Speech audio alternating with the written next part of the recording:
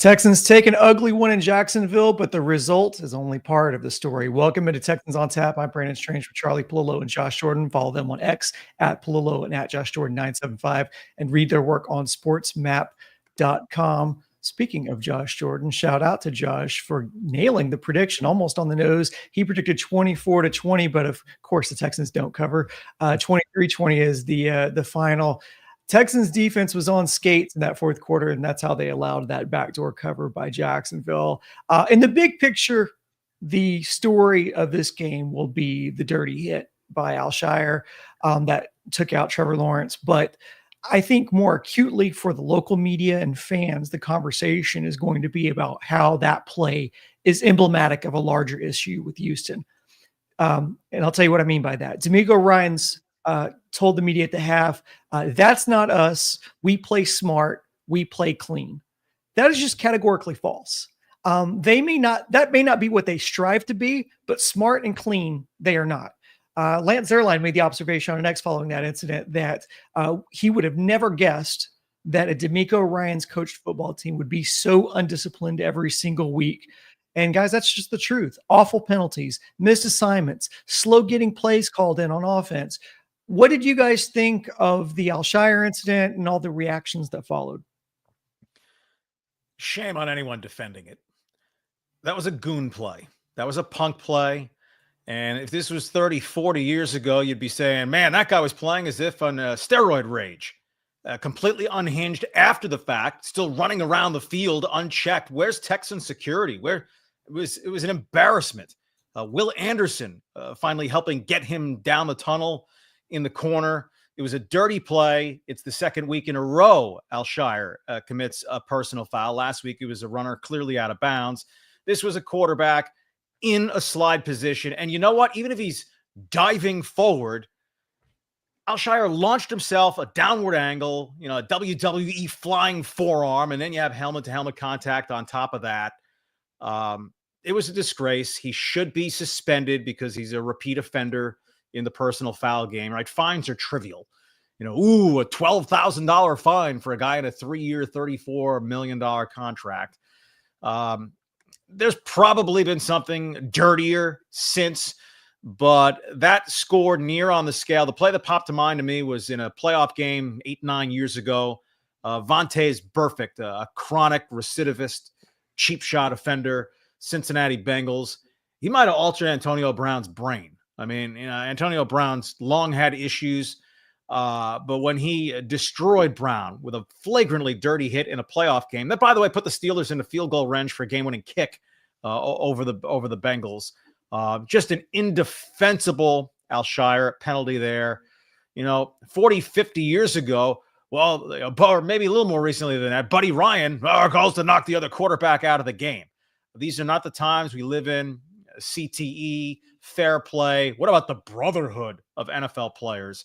I hope with a few deep breaths, Azeez Al-Shaair has the humanity to say that was awful.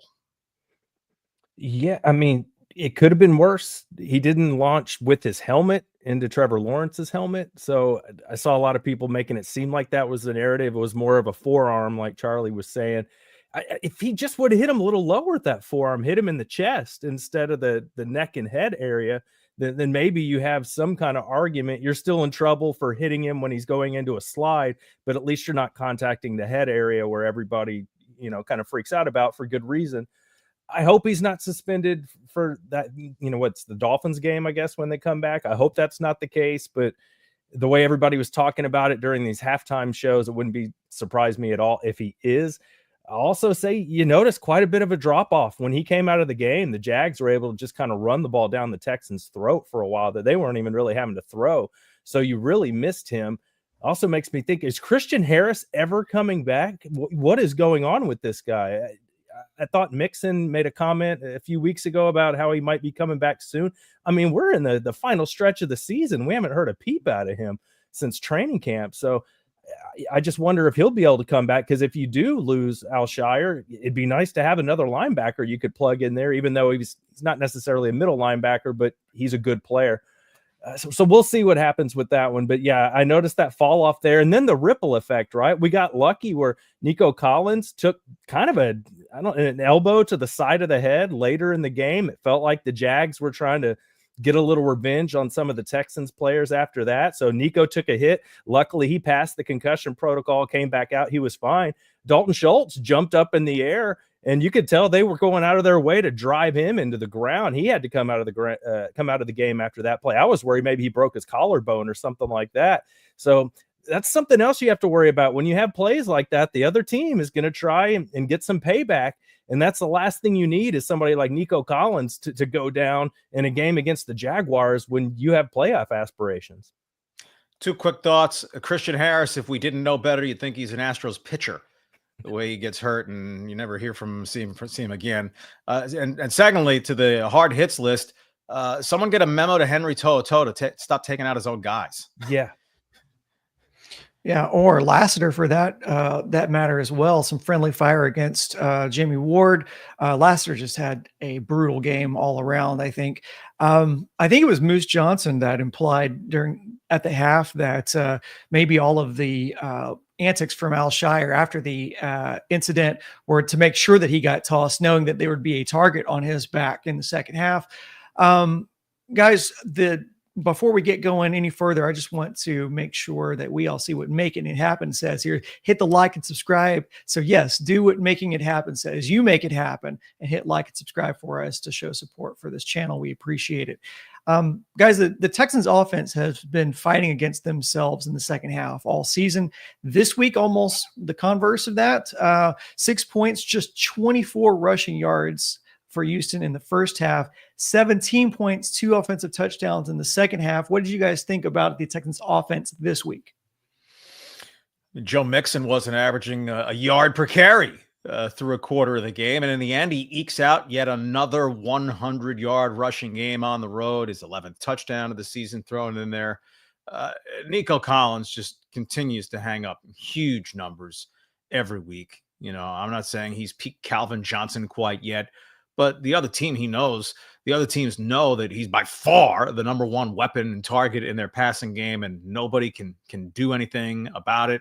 You know, overall, in terms of the game, I mean, it was hideous for a lot of it. But hey, in the second half, even if against a lousy Jaguars team with a backup quarterback in the game, well, the offense doesn't face a backup quarterback. And the offense did, after going 3 and out, its first possession of the second half, did go touchdown, field goal, and then when it got too close for comfort, never let Jacksonville touch the ball again. Joe Mixon doing that, not quite single-handedly, but close enough. So, you know, this is an all-right team. It's not close to being a great team. 4-0 against the Colts and Jaguars by a combined 12 points. The Colts are bad. The Jaguars are horrible. But you know what? That means 4-0, right? The Tennessee debacle thrown in there. They're going to win this division, and then they just hope to find a level they really haven't found this season yet when the playoffs get here. Yeah, you have to wonder too. After that Titans game, we're talking about, well, the Titans did have a really good run defense, and you know, Will Levis really played well, and maybe they're just a little better than we thought. And then you look at them today; they lost 42-19 to the Commanders. So Titans aren't a whole lot better. It's just the Texans didn't play very well last week. So hopefully they can use this time to get healthy, figure some things out. I was a little worried early in the game. I think it was the first play of the game. There was a free rusher that drilled CJ Stroud. And once again, it's what we talked about in the preview. It was Scruggs and Patterson just blocking the same guy and letting another guy just scream in and drill CJ Stroud. So I was thinking, oh no, here we go again. They still don't have this thing fixed. But no, that it was a bad sign early on, but throughout the game, I felt like the protection was pretty good. I didn't have a big problem with the interior guy, so maybe they've cleaned that up a little bit. The Jags do have some good pass rushers. They don't have any big bodies in the middle to the level of like a giant like Sweat or somebody like that, but I thought they did a pretty good job. You got Mixon going, makes a big difference when he can run, but I noticed also he only running back on the Texans that had a carry this week was Joe Mixon, and he left the game rolling his ankle and was still the only running back with the carry. So you just have to wonder, are they ever going to get Damian Pierce in here?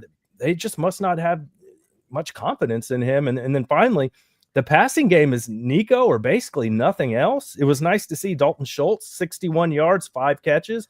that was good to see. But Tank Dell, 1 catch for 23 yards. Now, he might have had a deep touchdown if CJ wouldn't have underthrown him a little bit on that pass. But otherwise, I mean, they got to get something going with some other guys, because, I'm happy with the win, but you're not going to be playing the Jaguars every week. You're going to have to find other ways to score some points. So good to see CJ take care of the football. Good to see Nico come back from that concussion. That was huge. And to see Mixon come back from rolling his ankle, got it taped up. Jimmy Ward got evaluated for a concussion. I was just glad that looks like relatively healthy they got out of this game, because then you get that extra week to heal up. And then you have 3 really tough opponents after that. And on the penalty front, while Al-Shaair's punk play is probably the number one talking point, but it was a low penalty game for the Texans overall. After a couple of typically Texans stupid penalties in the first quarter, it's bad enough if you line up in the neutral zone as a defensive lineman. If you're an offensive player and you line up in the neutral zone, Cade Stover and then Danico Autry on a third down jumps offside, giving the Jaguars a free play. They turn into something. But after that, pretty clean sheet for the Texans, with one egregious exception. Yeah, Josh, you mentioned the Devin Lloyd play. The very first play of the game, Devin Lloyd unblocked right to Stroud, and you're thinking, oh boy, here we go. But as you mentioned, only 2 sacks surrendered for the entire day. The flip side of that, Texans get 0 sacks. And the Texans defense allows 2 fourth-quarter touchdowns that made this game a lot closer than it really should have been. Obviously, they were exhausted by that point. Texans not putting a lot of long drives together in this game. Charlie, Josh, what did you guys think about the Texans' defensive performance this week? It showed signs of fade late. Did they get caught playing the clock a little bit? That, all right, let's avoid giving up the big plays the Texans give up too often. They didn't get beat for a bomb today. A catch and run turned into a big gainer. I just think that part of the NFL is a lot of games are closer than they're supposed to be. Look at the Chiefs and Raiders on Friday. The Seahawks needed a crazy comeback to beat the Jets on Sunday. And the Texans just aren't good enough to be hammering teams. They have a couple of wins over dregs of the league, and also one loss to a dregs of the league type team. And almost everything else they've been in is a 1-score game. Yeah, my lack of pressure was concerning, and it's Mac Jones going up and down the field on you, and they were able to run the ball pretty well. But when it mattered most, the Texans got the job done. I will say that big play from Brian Thomas, it kind of reminded me, it was just a short little crossing route just right across the field, and then he took it up for a huge gain up down by the sideline, almost a touchdown. Reminded me a little bit of the play to the tight end for the Titans last week. Just, you think just a short little crossing route, no big deal, and the Texans somehow they kind of blow the coverage and let the guy almost take it to the house. At least this week, they were able to get him out of bounds or get him down, get a field goal there instead of the touchdown. Unlike in the Titans game, that touchdown really killed you. So I thought the Texans did a pretty good job in the red zone, forcing some field goals there throughout the game. And I guess Fairbairn, another one. Nice to see him get back on track this week and after that big miss against the Titans. So I thought that was important. I think the defense is just tired, Brandon, to answer your question. It was nice to see Stingley have that interception. Lassiter had some good plays in the running game, but he also had some bad plays in pass coverage where he just fell down. He had one where he basically would have given up a touchdown, but the throw was just off target, or he would have given up another TD. But Jimmy Ward, we're going to see if he can keep rolling in that spot, if Petrie's going to be able to return. I think this will be a couple of weeks where we just got to see who's going to be available. But I think the defense, after a little rest, Brandon, I think that's what they need here, just to get them a little break, get some guys healthy, and maybe a little mental time off as well. Stingley is just excellent playing the ball, but he's lucky Trevor Lawrence badly underthrew that ball, because Brian Thomas was clearly behind him, and that would have been the long bomb touchdown that we've seen the Texans give up. And then another one that just I find annoying from a Texans perspective.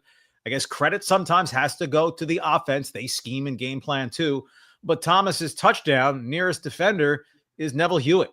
I don't want a linebacker covering the other team's number one passing game weapon, and we've seen the Texans get caught in matchups like that several times this season. I mean, it's weird thing to ask. It feels weird after such an ugly win, but who's your MVP after this game, Charlie?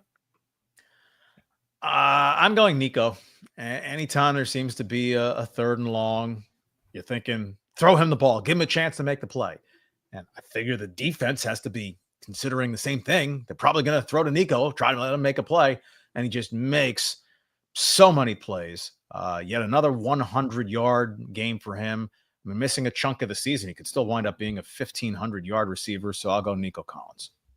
Yeah, can't go wrong with Nico. I'll give it to Joe Mixon. They needed him to ice this game today, to pick up that first down, run out the clock, and to see him come back from injury. And Nico too came back from injury. So I'll go with Joe Mixon there. Yeah, it'd be one of those two. I mean, obviously CJ threw for 242 yards and a touchdown today, so that's not a bad one either. But I think it's one of the two gents that you talked about. I think I would probably tend to lean the way of Mixon since he was able to ice the game for them late. I think we'll put a pin in it there. A lot of more issues that we're going to cover on this. After we get on the other side of the bye week here, I think there's some big questions to ask about this coaching staff and the accountability and whether we're going to see some big changes on here. We'll talk about it. Like I said, once we get on the other side of the bye, that's going to be it for this episode of Texans on Tap.